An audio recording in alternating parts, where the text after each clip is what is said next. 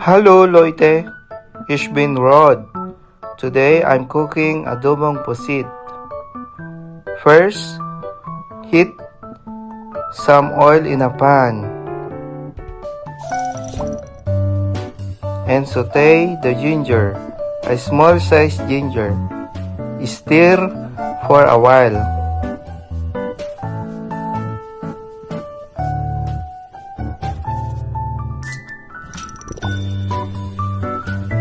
Then add 3 cloves of garlic. Saute until light brown. Make sure to not get it burned.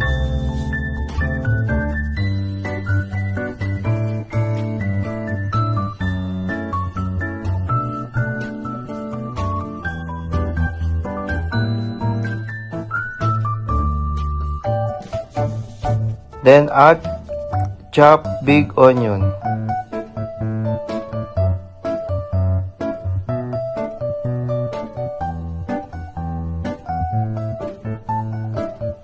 Saute until translucent.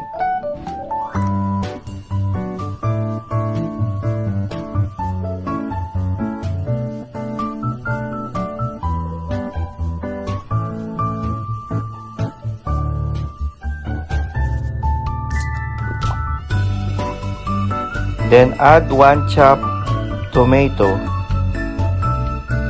Saute it all together until light brown.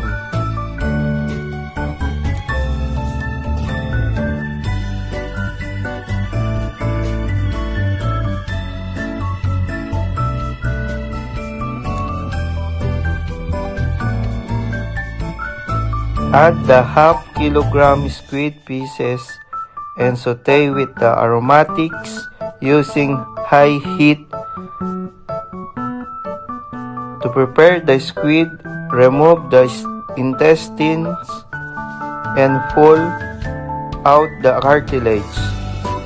Cut them into serving pieces. Then cover the pan and let it simmer for 1 to 2 minutes using high heat until the water comes out from the squid. Pour tablespoon soy sauce. Lots of pepper.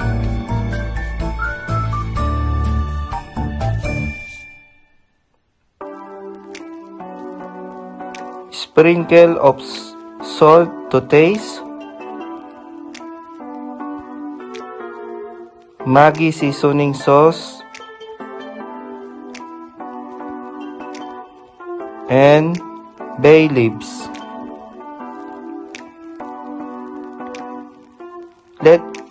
Let it simmer for 30 seconds, then add 3 tablespoons of vinegar.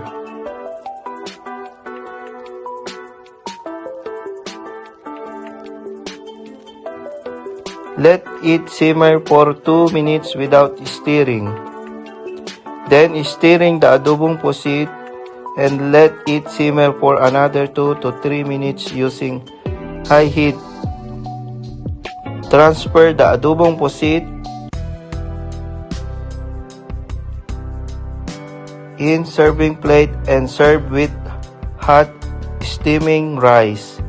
Enjoy!